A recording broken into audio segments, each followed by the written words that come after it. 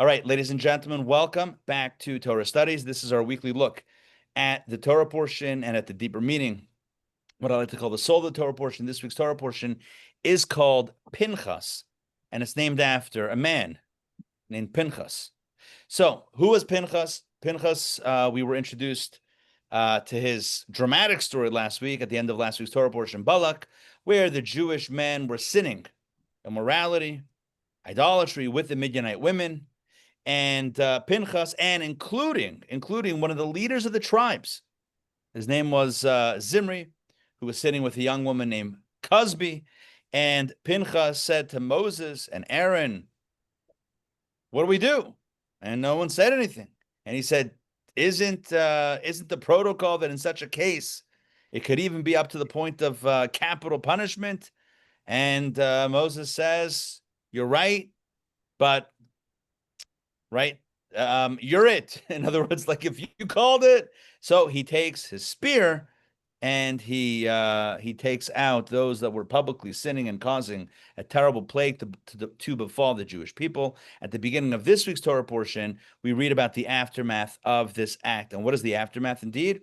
It's that God rewards Pinchas for his act of zealotry with the Brit Kuhunat Olam, with the covenant of the eternal covenant of priesthood. In an ironic or an interesting twist of fate, Pinchas, who was the son of Elazar, who was the son of Aaron, the high priest, up until this point was not a Kohen. Why? So let me just explain this very quickly. Basically, God conferred priesthood upon Aaron and his sons, and anyone who would be born to the sons of Aaron subsequent to that moment. Pinchas was already born. So he was the grandson that had already been born. He was not, pardon the expression, grandsoned in. It was Aaron, his sons, and future grandsons. Pinchas himself fell into this sort of bizarre category. And so he was not a Kohen until this incident. The Torah portion then continues to talk about a census that was taken because a lot of Jews lost their lives in the plague in the aftermath of the sin with the daughters of Midian. So a lot of Jews lost their lives. And so afterwards, there was a census. So we read about the census in this week's Torah portion. And then there's also a discussion of the daughters of Tzlavchad who wanted a share in the land of Israel, even though there were no brothers, there were no boys in the family. Their father had died, left only daughters. Their question is, do we get a plot of land? We know for sure sons do, but what about girls if there are only girls? Typically, a girl would get the ancestral or the inheritance of her husband's tribe. Well, what about if there's only girls and no boys? What happens to that father's land or portion of the land? And they were not yet in Israel, but do they get an allocation of the future land of Israel or the imminent land of Israel allocation? And God says, absolutely. And that was a new law that was added or I guess introduced or taught at that time. We read also about God reminding Moses that he would not enter the land of Israel, upon which Moses asked God to appoint a leader for the people. And God says, indeed, I will. Joshua will lead the people. He will be the successor. Speak to him.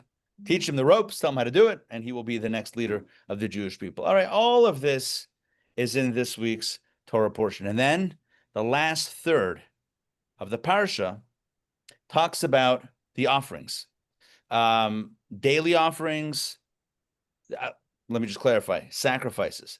Daily offerings, Shabbat offerings, Rosh Chodesh offerings, and the holiday offerings, Passover, Shavuot, Rosh Hashanah, Yom Kippur, Sukkot, right? All the major holidays, it talks about the offerings that were brought on those days. Today, we're going to focus on the specific area of focus is on the daily offerings, and those had a unique name. Those were called the Tamid offerings. So what we're going to do is we're going to read the verses that detail the Tamid offering. Tamid means constant, the continuous daily offering that was brought every single day. And then we're going to ask some questions. We'll introduce Rashi. We'll ask some questions, and then we'll kind of, pull everything apart and put everything back together again. Unlike all the king's servants' horses, and all the king's men who couldn't put Humpty Dumpty back together again, we will put Rashi back together again. All right. Let us. It is Rashi. Yes. Rashi. So let's do this. Let us jump in. Give me a second here. Oh, here we go. I got my PDF ready. Good. I think we're going to go around on the Zoom. It's kind of old school. Circa 2020. All right, folks, let's do this. This is good. Good good Torah study memories. Okay, I'm going to share my screen. Let's do this. And I'll just call upon somebody. I'll ask somebody to read this. Can you guys see my screen? All good? Okay, let's move to the English. A little bit easier. Okay. Let's do this. Jay, you up to reading? Sure. Hashem spoke to Moshe, saying, command the children of Israel and say to them, my offering, my food for my fire offerings, a spirit of satisfaction for me. You shall take care to offer to me at its appointed time. And you shall say to them, this is the fire offering that you shall offer to Hashem, 2 unblemished lambs in the first year, each day as a continual burnt offering. The one lamb you shall offer up in the morning, and the other lamb you should offer up in the afternoon, and 1/10 of an ephah of fine flour for a meal offering, mixed with 1/4 of a hin of crushed olive oil. A continual burnt offering as the one offered up at Mount Sinai for a spirit of satisfaction, a fire offering to Hashem. Its libation shall be 1/4 of a hin for each lamb, to be poured on the holy altar as a libation of strong wine to Hashem. And the second lamb you shall offer up in the afternoon. You shall offer it up with the same meal offering and libation as the morning sacrifice, a fire offering with a spirit of satisfaction to Hashem. Thank you for reading that. 8 verses that describe the daily offering. So if we had to summarize, I would say the following. First of all, it's called a fire offering, which means it's an olah offering, which means it's completely burnt on the altar. And what is the offering? 2 lambs every day, 1 in the morning and 1 in the afternoon. So not 2 and 2, 1 and 1, which is a total of 2 each day. With each lamb comes 1/10 of an ephah, a fine flour mixed with some olive oil, and along with that is a libation, meaning a pouring of what? Strong wine. Rumor has it that it's the same wine we're going to be tasting on Thursday, but I digress. All right, so that's what was there. So you had the lamb, you had the flour mixed with the oil, and you had wine, and they did that in the morning, and they did that in the afternoon as well. This was called the Tamid. Why was it called the Tamid? It was called Tamid because Tamid means constant or consistent or continual. It means always, which means, and I have to be very clear here because sometimes we kind of like maybe forget these things. It's really important. Every single day, when the Mishkan stood, that was the temple, the portable sanctuary, when the holy temple stood, which was the more permanent edifice in Jerusalem. So both the portable and the permanent, every single day, the Tamid was brought. One in the morning, 1 offering in the morning, 1 offering in the afternoon. Every weekday, every Shabbat, every holiday. And yes, even on Yom Kippur, on the Day of Atonement, when they did a special service for Yom Kippur with, 2 goats and the Azazel and all that stuff, guess what they also did? 1 lamb in the morning, 1 lamb in the afternoon. When it's called Tamid, it literally means constant, continual, every single day, no exceptions. Okay, to clarify. Rabbi, I have one question. It doesn't say anything about blemishes on the animal. It doesn't mention that at all. So they just bring a lamb? So basically, we know, first of all, it says here, in verse 3, 2 unblemished lambs. Yeah. Okay. And in general, we have verses that clearly tell us that, in general, a blemish disqualifies the animal. Again, the animal's fine, but not for an offering to God. Now, let's take a look at Rashi. This is going to be, obviously, we have a focus here with Rashi and the explanation of Rashi. So let's explore Rashi for a moment. Text number 2. Larry, are you up to reading text number 2? Hold on. Yes. Don't forget to unmute. Yes, I am. Yes. At its appointed time, each day is the appointed time prescribed for the continual offerings. Good. Rashi clarifies. What does it mean, b'mo'ado? And just to clarify, this is just to show everybody where this is. God says to Moshe, tell the people that you shall take care to offer to me these offerings at its appointed time. Comes along Rashi says, what does it mean, appointed time? It means every single day. Each day is the appointed time. All right. All sounds good. And if we weren't being so analytical of Rashi, we would say it means it's all right. Some dogs. It would be like, okay, every day is the appointed time. You bring it every day. That's why it's called the Talmud. Rashi's clarifying. But that's not really going to fly. And the reason why that's not going to fly is because we don't need Rashi to tell us that this offering was brought every single day. You know why? Because the Torah itself says in the very next verse that you bring it always, i.e., every single day. Rashi on verse number 2 is superfluous the moment you read verse number 3. And if you're wondering, well, what does it verse 2? What does it verse 3? I'm happy to remind everybody and go through this together. Let's do this one more time. Take a look back at the opening text, verse number 2. Command the children of Israel, say to them, here's what Moses should say to the people. My offering, my food from my fire offerings, a spirit of satisfaction for me, right? All of these adjectives, you shall take care to offer to me at its appointed time. What is the appointed time? So Rashi tells us every day, but hold on. Did we need Rashi? Let's take a look at verse 3. You shall say to them, but God says to Moses, continue to tell the people, this is the fire offering that you shall offer to God, 2 of the first year, each day as a continual burnt offering. The verse itself says bring it each day. Why do we need Rashi on verse 2 when it says at its appointed time? Oh, that means every day. Hold on, hold your horses. It says each day in the next verse. Rashi seems extra. Now, the casual reader might say, okay, Rashi is a little extra. All right, sue him. I mean, like, what are you going to do? Rashi's a little extra. Good. He's, he got paid by the word. He didn't, but that's it. But we know we've been doing this now for, I don't know, 9 months or so. We know by now that there's nothing extra in Rashi. There's nothing, missing in Rashi. Rashi is super precise. And if we come to the conclusion, very casually, well, Rashi was just saying something he didn't need to say, it just means we are not analyzing it properly. Because if we analyze it properly, we will discover incredible secrets and beautiful messages embedded in each and every one of Rashi's commentary. And so our question returns. What is Rashi adding? What is Rashi telling us? What is he teaching us? When he says that you know what it means to bring the offering, b'mo'ado, in its appointed time, it means every day. Every day? Verse 3 says every day. What are you telling us, Rashi? All right. So the way we're going to structure this is I will first present a possible answer given by one of the commentaries on Rashi's commentary. We're going to then point out how it doesn't seem to be the most solid answer.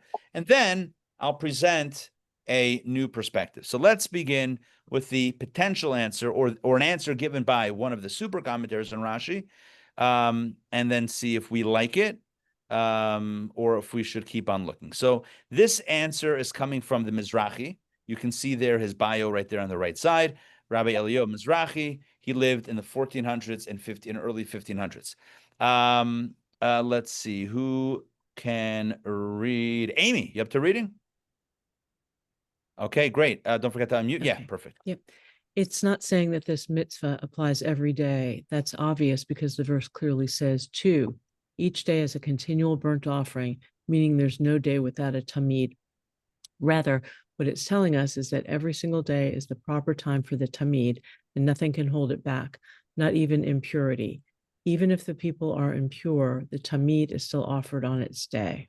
Perfect. Comes along the Mizrahi and says the following.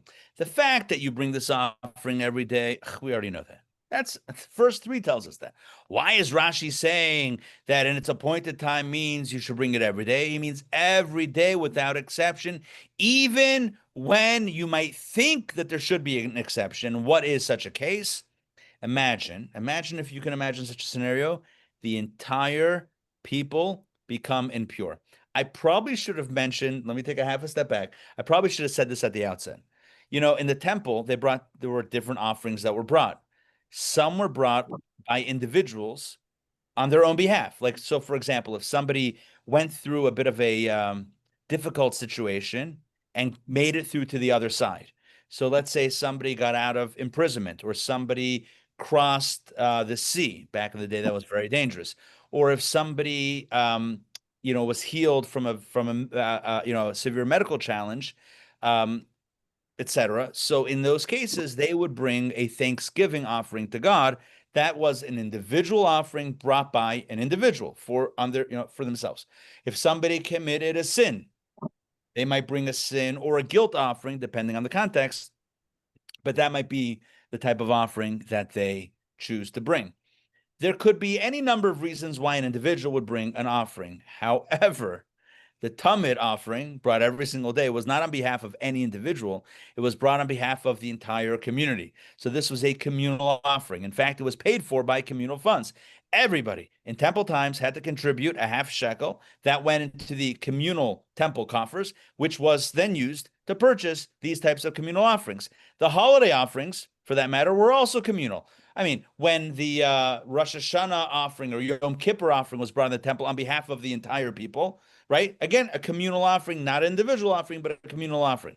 So imagine, all right, one more introduction. Imagine if somebody wants to bring an offering, but they're in a state of impurity. What does Jewish law say? You can't. I mean, you want to bring an offering, your heart's in the right place, but you're impure, you're tameh. You cannot bring an offering until you become purified. Then you can bring it.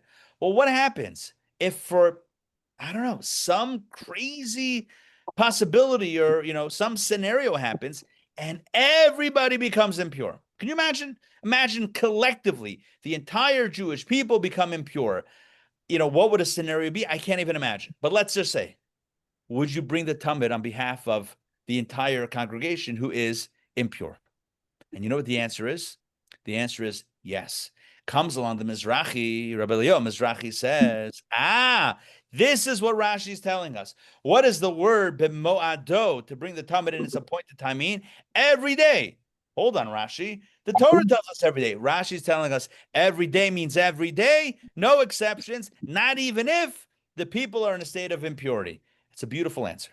It's a beautiful explanation. It explains Rashi. Rashi's doubling down on the everyday to tell us that every day, no exceptions, not even impurity will stand in the way of the karban tamid, of the continual burnt offering.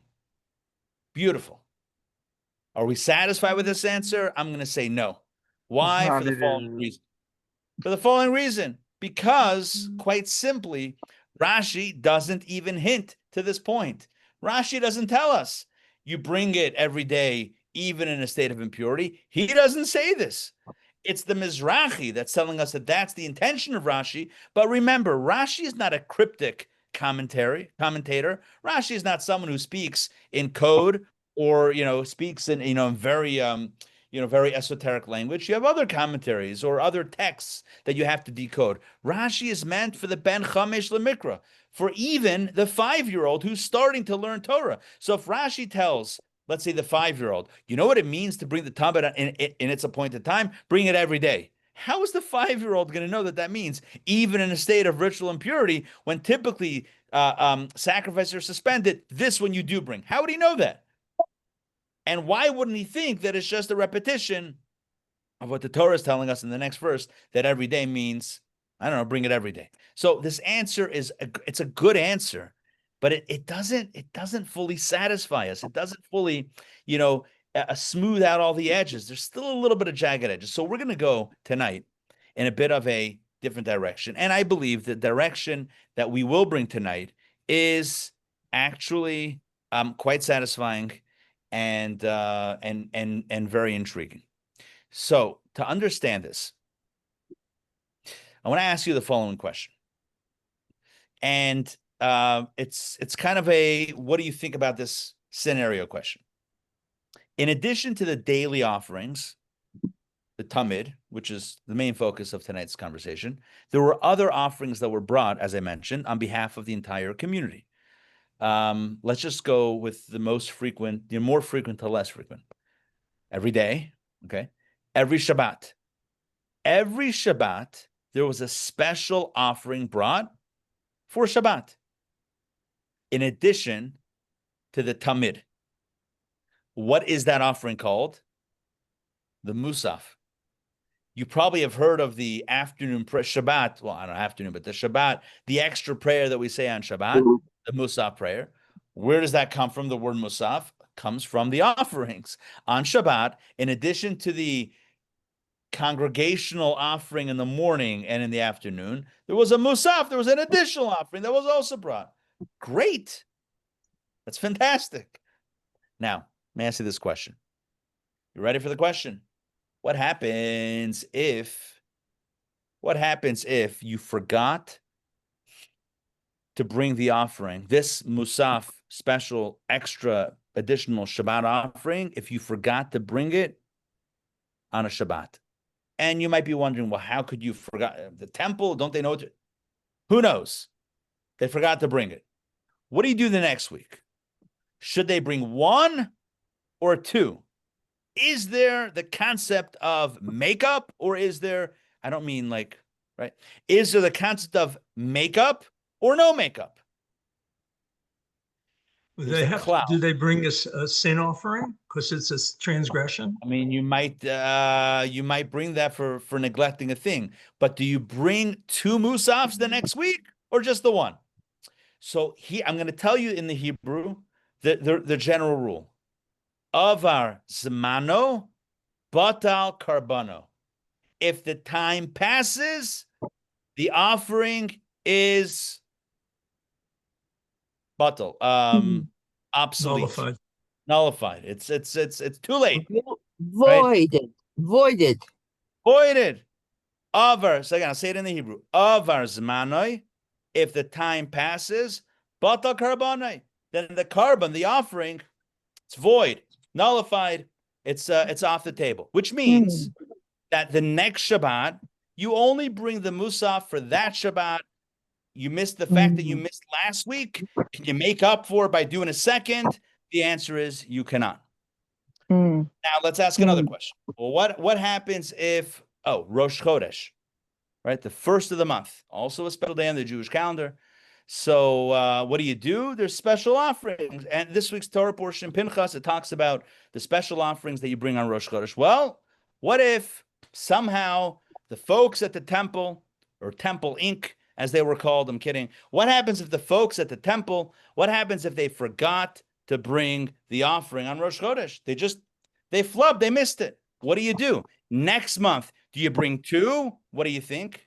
The answer is no. Avers manoi, batal karbonai. If the time passes, it's too late. Sorry, it's too late. You can't make some things you just can't make. So now we have a little bit of insight, perhaps, into what Rashi is telling us. Imagine the following scenario. Imagine if one day the folks at the temple forget to bring the daily offering. They just totally missed it. And now it's the next day. How many offerings do you bring? Do you bring one or do you bring two? Can you make up for lost time? What do you think? Well, we might apply the same rule. Avar zmanoi, batal karbonai. If you missed it, you missed it. It's too late. There's no make-up dates. You could say that. And indeed, perhaps we might say, this is what Rashi is telling us. This is what Rashi is teaching us when he says that what does it mean that the daily offering is brought b'moado? It means in its appointed time, every day is its appointed time, which means that you can't replace one day for the other day. Does that make sense? In other words, just like a holiday is a special day, a unique day on the calendar, So too, every day is a unique day on the calendar. Feel like maybe I should approach it from a slightly different angle, and then I think it's going to be very clear. Imagine, let's move away from the examples that I gave, and let's talk about a simple example. Passover. On Passover, there's a mitzvah to bring specific offerings. Okay, what happens if you missed it? What happens if the community, talking about the communal offerings, what happened to the community of the temple, they missed it? Can you bring it next week? It's not Passover. Can you bring it next week? What's the answer? Of course not. You cannot bring a Passover offering on a day that's not Passover. Why? Because Passover is Passover, and if it's not Passover, it's not Passover. Just like a holiday has its day, exclusively its day, and it's not another day because this is the day, that is not the day, so too every day has its own energy. Every day is its own day. Tomorrow is its own day. Tomorrow is not yesterday. Today is not tomorrow. Two separate energies. Mark Twain once wrote, "Be yourself, everyone else is taken." Right? Which I love that line. I love that line, right? Might as well be yourself. Everyone else is taken. It's also like that when it comes to days. Every day has its own energy, and the other day is not like today, and today is not like the other day. Now, let's read some text inside that are going to help shape this and kind of formulate where we're going with this. So I'm going to share my screen once again. Take a look at these teachings in the Torah. So this is our Torah portion. After the very next verses, after we kind of wrapped up, text number 1, are these texts over here. Let's ask Dr. Maxey. Are you up to please reading text 5a? Thanks. And on Shabbat, 2 unblemished lambs in their first year, and 2/10 of an ephah of fine flour as a meal offering mixed with oil and its libation. This is the burnt offering of each Shabbat on its Shabbat, in addition to the continual burnt offering and its libation. Thank you. So here the Torah clearly specifies what I mentioned before, that on Shabbat there's a very unique offering that's brought. Well, I don't know, very unique, but there's an additional offering that's brought. And as the Torah literally says, it's in addition to the continual burnt offering that's brought every single day. So there's the continual offering that's a daily offering. And on Shabbat, there's an additional offering. We call that the Musaf. But the fact that the Torah says this is the burnt offering of each Shabbat on its Shabbat leads Rashi to conclude the following. Text, Dr. Maxey, one more. Text 5b, please. The burnt offering of each Shabbat on its Shabbat, but not the burnt offering of this Shabbat on another Shabbat. For if they did not offer one up on this Shabbat, I might think that 2 should be offered on the following Shabbat. Scripture therefore says on its Shabbat to instruct us that if its day passes, its offering is canceled. That's it. One day only. By the way, that word canceled is that's a good word. We were trying to find the word for it. Canceled is a good word. Avar zmanai or avar yomo batal karbano. Once the day passes, the offering is canceled. I'm sure we've all had that experience. Oh my gosh, we've all had that experice. You know, you're on a website. Yeah, you're on a website and they're offering like what do we just have? Memorial Day Prime Days. It's over. There you go. Prime Day sale. Great. You have something in your cart, but you forgot to check out. And then you were at a Torah class. And oh my gosh, you had the best time. Oh, it was the best time. Right? And by the time you get back, you're so exhausted with joy. You fell asleep. You wake up minutes after it's over. And in your cart, instead of the thing being $15, now it's back up to $20. And you're like, what happened? Avrazmane batal coupano. I'm kidding. That's not a word. Right? The time passed. Your coupon or your discount, it's over. See you later, alligator. Right? It's not happening. So what's going on? What's going on is it's too late. You can't make up. Can't make up for lost time. Sometimes. All right. Let's take a look at another example of this. David Adler, if you don't mind, please, to read text number 6. Hold on. You we're can't missing. cook if you can't cook on Shabbat. How can you bring offerings that get effectively cooked? Good. Not only can you not cook on Shabbat, you're also not allowed to slaughter on Shabbat. Not only are you not allowed to slaughter on Shabbat, you can't even cause a wound that draws blood on Shabbat. So the whole operation of the temple seems to be completely antithetical and illegal on Shabbat. Here's how it works. When you have the same God that said, don't do these things on Shabbat, also said, on Shabbat, the temple can run as usual. You can't build the temple on Shabbat, right? That's how we learn the 39 various forms. One of them is fire and cooking. They were throwing animals on the altar. Are you kidding me? Barbecues. Now, they weren't necessarily doing it to eat it on Shabbat. They were, burning the ola, this burnt offering. The Nonetheless, Kohanim got to eat it. some offerings, yes, some not. Not these. These offerings you couldn't eat. They were ola, which means completely burnt on the altar. But typically, yes. But the point is, a lot of this was suspended. The modern example of this is a brit milah on Shabbat. So typically, again, you cannot cut, you cannot make a wound, you cannot draw blood. And I'm not even talking about a doctor, doing surgery. That's to save a life. That, of course, overrides Shabbat. I'm even talking about a brit milah. Why don't we say in Jewish law that if the baby's born on Shabbat and the 8th day, therefore, because that's how it works, you count the first day as day 1, the 8th day would be the next Shabbat, you should postpone the brit, the circumcision, to Sunday. We don't do that. I mean, assuming the baby's healthy, you do it bismano on the right time, which is the 8th day. Why? Because you have 2 mitzvot that are in collision, and there's an elaborate formula to how we learn which one kind of supersedes the other. In halacha, the brit milah, the circumcision, overrides Shabbat. In halacha as well, in Jewish law, the temple service also overrode Shabbat. It's wild for the modern mind to think about a fully functioning temple with fire and sacrifices and burning going on Shabbat.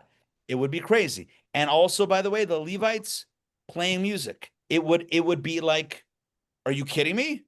Like, don't y'all know it's Shabbat? And can I speak to a supervisor? And then God gets on the phone and says, I've already, we're good here. The temple was a place that was unique. By the way, there are other areas, forget Shabbat. There are other areas in which the temple kind of overrode other prohibitions. A very blatant example is in the wardrobe of the priests. The Kohanim wore garments woven of wool and linen. The Torah says don't wear a garment of wool and linen. In the book of Exodus, when we read about in the Torah portion of Tetzaveh, where the Torah God specifies exactly what the fabric of the Kohen, of the Kohanic garb should look like, it's wool and linen. What is going on here? Wool and linen? I thought it's illegal. In the temple, I'm not going to say anything goes, but certain things overrode the other kind of spaces, not spaces, the other Also the Kohanim, the Kohen Gadol immersing in a mikveh on Yom Kippur. Correct. The Kohen Gadol in a mikveh. Now, right. We would not go to a mikveh on Yom Kippur. It's not a thing. He went, not only did he go to mikveh, he went, I want to say 5 times. There were 5 wardrobe changes every time he changed his clothes, because he wore gold garments and then white garments and then gold garments and white garments. When he did the regular service, like the Tamid on Yom Kippur, he wore gold. But when he did the specific Yom Kippur service, he changed to white. So he did the morning Tamid in gold, then the thing in white, and then the back into gold and back. It just flip-flop back and forth. 5. And each time he immersed himself in the mikveh. Correct. So the point is that these are things that are suspended. Now, let's take a look. So, David, if you don't mind, please read text 6, but let me just contextualize this. This is in the context of the Rosh Chodesh offering, and Rashi says the same thing vis-a-vis Rosh Chodesh. Take it away, please. This is the burnt offering of each new month in its month. However, once the day passes, its offering is canceled, and there is no way to make it up. Right. So if you miss What do we do in text 5b? If you miss a Shabbat, you cannot make it up the next Shabbat. Next Shabbat, it's a new energy, a new day, a new thing. You can't go backwards. The same thing is true when it comes to the Rosh Chodesh offering. If you miss this month, you cannot make it up the next month. It doesn't work like that. A person might think that when it comes to special days, all right, I get it. A special day, a special holiday, even Shabbat, a Rosh Chodesh, all right, those are, you can't make that up. But what about a random Tuesday? Right? Can you make up a Tuesday for a Wednesday? Why not? Why can't you make up a Tuesday for a Wednesday? Why can't you make up, if you missed a Tuesday, why can't you go Wednesday? What's the problem? Why can't you make it up? And the answer is, the Torah tells us, Rashi tells us, you know what it means? That you should bring it, the tamid, the daily offering, b'moado. It's also a moed. It really works if you know the Hebrew. Moed means an appointed day. It's almost like a holiday. And the Torah is telling us every day is like a holiday. Every day is a special day, which means that this day cannot quickly be switched out with tomorrow. You can't say, well, I missed Tuesday, I'll bring 2 Wednesday. I'll be good. Like, I forgot to do the thing on Tuesday. I'll do it twice on Wednesday. Tuesday, Wednesday, who's counting? Right? It's like the guy on the plane. Right? It's like the guy on the plane who punches the guy next to him. The Jewish guy punches the other guy. He said, why'd you punch me? He says, Pearl Harbor. He says, what do you mean Pearl Harbor? He says, I'm Chinese, not Japanese. All right. Then the other guy punches him back. And he says, why'd you punch me? He says, Titanic. He says, that was an iceberg. Iceberg, Goldberg. What's the difference? That was the joke. No, All right. that was crazy. Rabbi Ari. Yeah. We are scraping tonight. When Rosh Chodesh is 2 days, Yeah. when Rosh Chodesh is 2 days, they bring additional offerings both days. We would have to look at back in the day when they did everything by sight and by testimony, if they did the offering on both days or just on the Aleph on the first day. We do 2 days, but the first day is the 30th and the second day is the first. It would be interesting to see if they did it on both of those days. They might have. If you missed one, you would still do the other. Yeah, assuming that they did 2 days. But if you missed 1 month, you can't do it the next month. Like, you can't be like, oh, I missed Shvat, I'll do Adar twice. Well, that's a bad example because sometimes there's 2 Adars, but I don't mean that. Right. Like, all right, whatever. If you missed Elul, do 2 Tishreis. Doesn't work like that. It's that you can't, it doesn't work like that. That's not how it works. You have to bring it. So like this, when there's a moed, when there's a Yom Tiv, when there's a holiday, it's easier for us to wrap our heads around this day is special. Tomorrow is not the holiday, right? This is, again, as my mom said, this is Prime Day. Tomorrow is not Prime Day. That's it. It's just not Prime Day. That we get. But you tell me that I have to bring it every day, and I forgot to bring it today. I'll just bring twice tomorrow. And in fact, maybe I won't even be so careful to bring it today because I know I can bring it twice tomorrow. Comes along Rashi, and let's reread the Rashi. We're going to go all the way back to text 2. Take a look at what Rashi says. Rashi in text 2 says the following: at its appointed time, each day is the appointed time prescribed for continual offerings. That means that each day is its own appointed time. It's not fungible. People are not fungible. I think I'm using the right word. People are not fungible. You can't swap. It's not like you go to a preschool to pick up your kid and you're like, it doesn't matter who you send out. I'll take whoever. Just send out a kid. I just need a kid. I have to go home, right? My wife is waiting for me to pick up the kid from preschool. Just send out a kid. All I need is a toddler. It doesn't work like that. It doesn't work like that, right? It's one kid is not the other kid. One day is not the other day. You say, but what's the difference? If I didn't get it done today, I'll do it tomorrow. We do this all the time. We have task lists, right? We have, 20 things on a list. Either we get it done or we don't get it done, or we pick it up tomorrow. And so you would think, I missed an offering today. I'll do 2 tomorrow. What's the big deal? The answer is Rashi says, Rashi doesn't have to tell us that we do it every day. We know we do it every day. Rashi tells us You know what the word b'mo'ado means? In its appointed time. Each day is its own appointed time. And the next day is a brand new appointed time, but it's not yesterday's appointed time. It's not tomorrow's appointed time. Well, I mean, it is for yesterday, the tomorrow, but whatever. Each day is its own day. That's the way it works. It's very important that we understand this message. You know, we live in a world that we take, Ramon, give me 1 second. We live in a world in which we take time for granted. Adam doeg al damav ve'eno doeg al yamav. A person worries, and in Hebrew it rhymes. We worry about, let's make it rhyme. We worry about our dime, but we don't worry about our time. Yamav enam chozrim v'damav enam ozrim. At the end of the day, time never comes back, and money ultimately doesn't really help. I mean, it can help, but it doesn't, like, right? So the point is like this. We count every penny, but what about every second? Plenty of time. Plenty of time. I've told you before about the picture postcard. Life is like a picture postcard, right? We write big letters, then we realize we're running out of space, and we try to cram everything in. As we get older, we realize that indeed time does not go on forever. Every day, though, it's not just time in general, but every day matters. Every day, 24 hours, we have a new gift, and every day needs to be utilized. We cannot we cannot tell ourselves, well, it doesn't matter because tomorrow I'll take care of it.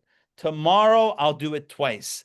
Rashi says, each day is its own appointed day.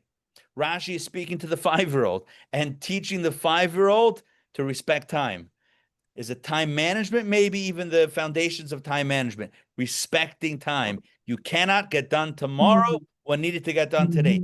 Every day is its own energy. Every day has its own soul. Every day has its own purpose. And you cannot fulfill tomorrow's purpose with something. Sorry, you cannot you cannot fulfill today's purpose with what you're going to do tomorrow. Tomorrow, you're going to honor tomorrow. But today, you got to honor today. That is simply the way it works. Now, what we're going to do is, let's look at some texts. Let's look at some more texts that kind of speak to this theme. Now, the one text that I want to make sure to do is the one that explains a little bit the deeper significance of the offerings. And I think I'm going to read this one. It's really beautiful, and it's really only for selfish reasons, just because of how beautiful it is. This comes from the author of the founder of Chabad, his Siddur Imdach, his prayer book where he writes his Siddur, a prayer book where he explains it according to mystical teachings. Take a look at how he describes the offerings. This is text number 8. I know I'm going back and forth. Hopefully no one has, Torah vertigo. Here we go. When it says my offering, my food for my fire, that's what it says in the second verse of today's text number 1. My offering, my food for my fire. It refers to the offerings as food. God says it's my food. What does that mean? So the term my food can be understood like this. He says, imagine someone who hasn't eaten for 3 days. His life force starts to drain. His soul rises and pulls inward, meaning it kind of like shrinks, no longer spreading throughout his body. His mind becomes weak, his vision blurry. But then when he eats, his soul returns, filling his body again, and his mind and vision are restored. We can see that food is what brings the soul back into the body. In the same way, think of it like this on a higher level. All of the worlds are considered a body, and the divine light flows through them, giving them life. This is like the soul above. Just as the soul must spread through the limbs, food is what brings the soul back into the body. This is the secret. I love that word. This is the secret, the mystical secret of the concept of sacrifices, which are called my food. Just as bread or food restores the soul to the body, the sacrifices bring the divine light into the worlds, which are like the body in this analogy. And so let me make sure that it's super, super clear, because it's really, really powerful. The body, okay, human beings, we are all a composite of body and soul. If you just have a body and no soul, that's going to be a problem. Also, a soul without a body is also a problem. I mean, it's not life as we're experiencing it currently. So we know if we don't eat, what happens? We become weak. Well, why is that a problem? Why doesn't the soul just operate in the body as normal? The answer is God created the human being in such a way that there's soul and there's body, but what holds them together, the glue, or at least part of the glue, is food. You need food, or else the soul slowly will leave. It's going to just go away if not for food. Now, you might wonder, how can food bring a soul into a body? How does food have the power to pull the soul into the body? What kind of magical power does a piece of sushi have to bring a soul into a body? It can make the body stronger, but how can it help the soul? And so Kabbalah explains, because the soul, or the energy of vegetation and animals, is actually higher than that of a human being, but that's not tonight's lesson.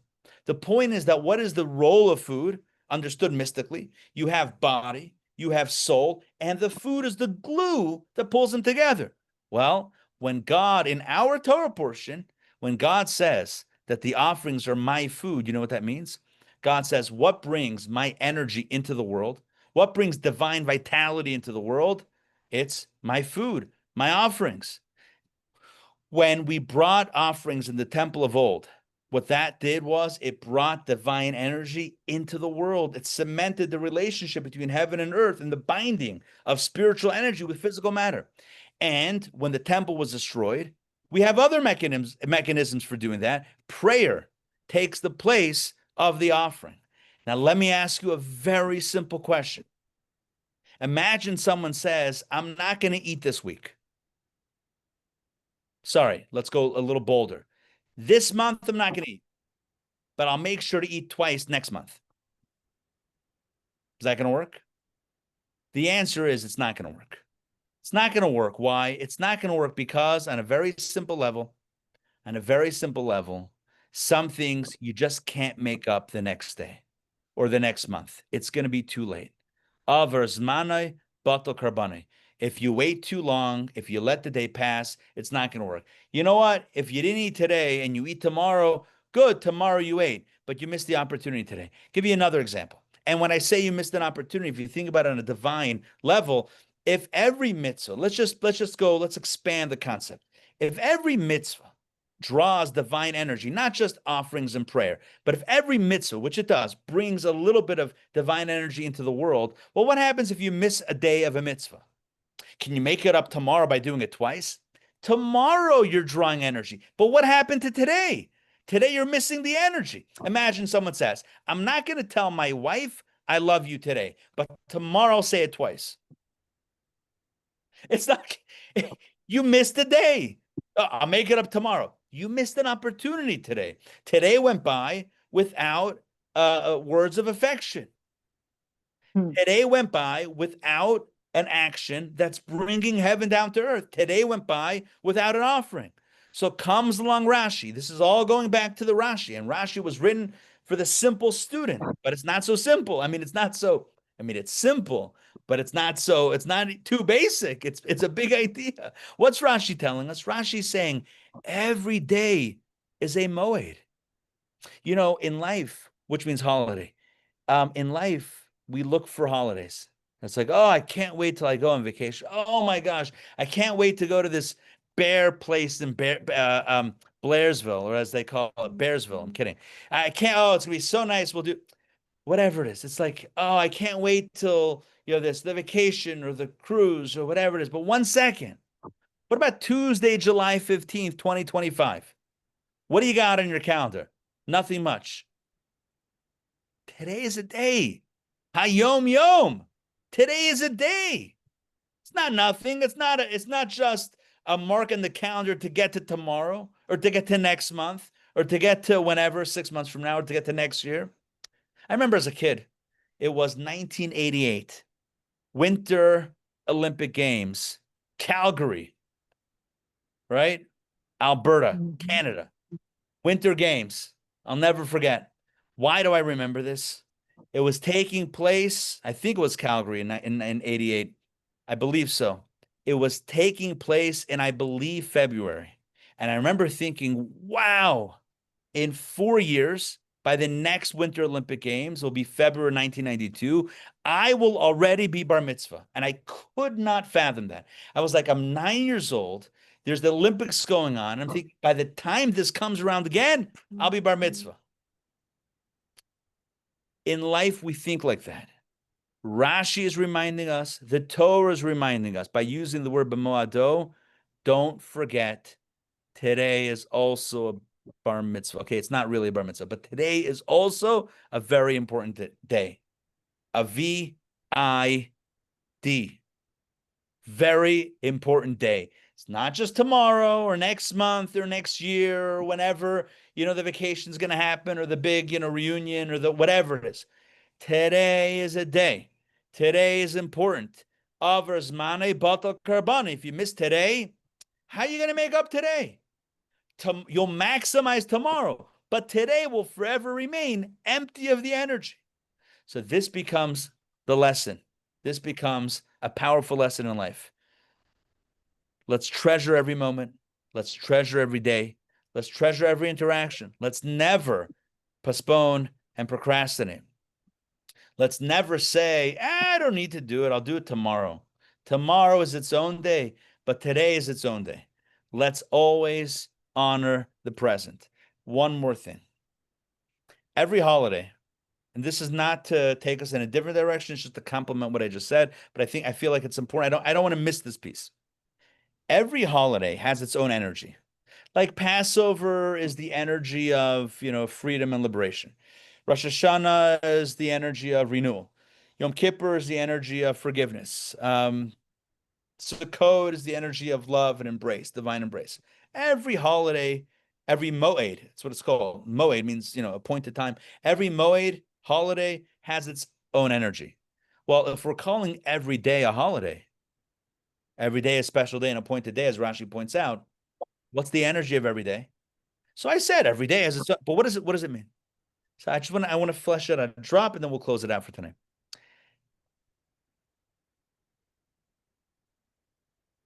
The fact that the sun rises and sets every day, the fact that life goes on, is indicative of the consistency of life, is a result of and is indicative of the eternality of God. God's consistent eternality. It's not like it ebbs and flows. It's not like, well, one day, like, I don't know if we're going to make it. And the next day, there's no drama in God's world. When sunrise is going to be, and when sunset is going to be, and it never alters. It never changes. I don't mean it doesn't change from day to day. What I mean is that you can have a calendar that predicts the future of when sunrise and sunset, and it's going to be to the second. That's the way it works. My friends, all of this speaks to and reveals the infinite nature of God. The consistency is all about infinity. And so what does it mean to honor each day? It means that today I'm tapping into this infinite energy of God. On Passover, I'm tapping into a finite energy of freedom and liberation. Rosh Hashanah, the finite slice of renewal. But the everyday, which seems so ordinary, is actually tapping into something extraordinary. Not a small slice of something, but the full infinity of God's perfection. And so, let us never discount the everyday or the day today as ordinary. Let's never wake up and say, another day, nothing different. Let's rather celebrate today as being a slice or a portal into the infinite nature of God that is reflected in the consistency. And by doing so, we will maximize the opportunities that we have. It's true in relationships with others. It's true in our relationship with God. Let us indeed step up to the challenge, step up to the plate, and be the people that we can, maximizing the opportunities that we have. Make sense? I know we did a lot of talking, but hopefully after all that, it made sense. Yes. Yeah. Yes. Thank you. Questions, comments? If the pasuk kept referring to appointed times, why did it never refer to Shachrit, Mincha, or Mariv for the appointed sacrificial times?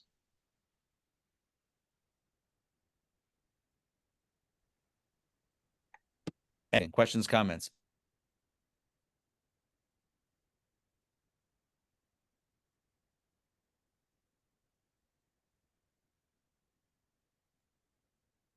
Ari, you disappeared.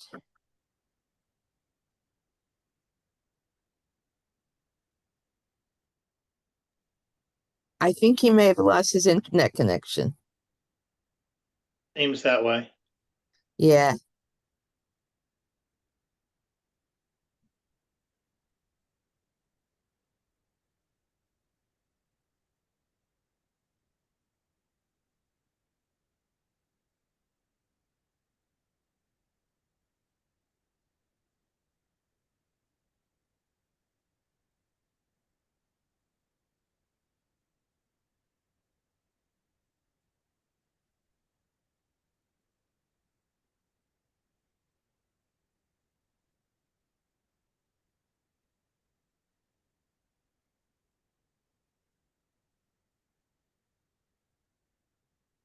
I'm calling him to see if he'll answer. Okay, I'll tell everybody. The apologies. I literally, by divine providence, it just lasted to the end of the class. Okay. And then it just cut out, and I can't get back on. Okay. I said bye. I said good night. Yeah. I told everybody about the event, and then let people just leave. Okay. Okay, Ari, I'll tell them. Okay. Yeah. Bye. Love you too. Bye. Okay. He said, I just spoke to Ari. He said that he apologizes. His internet connection lasted exactly till the end of his class. And he wishes everybody a good night. And I should remind you all about the wine event on Thursday. He'll put up a notice about that. And I guess we could, whoever's here can just email him your questions. Thank you. Thank you. Okay. Thank you. Okay. Bye-bye. Lila A Tov. mommy is a mommy forever, right? Right. Thank you. Okay, bye. Bye.